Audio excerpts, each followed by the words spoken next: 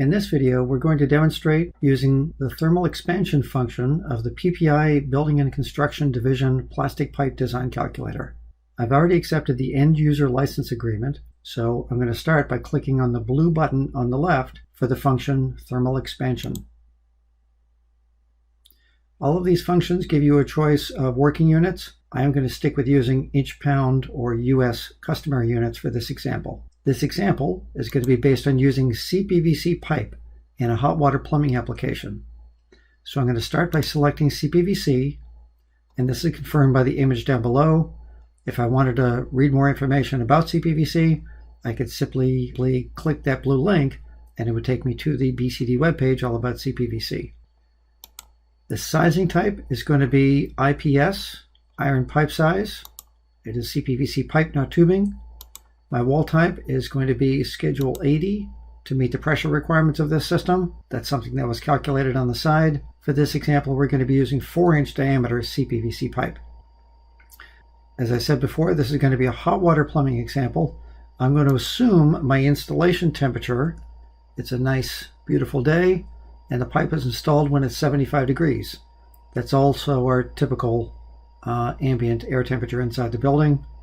But the final temperature when hot water is flowing through this pipe is going to be 135 degrees Fahrenheit.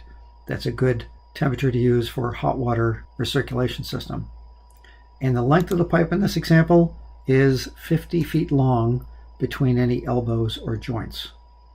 So those are my entries. I click calculate, and right below I get my answer, which shows the length of tube expansion that's longitudinal is just 1.4 inches or 35 millimeters. And then I can accommodate that with other means.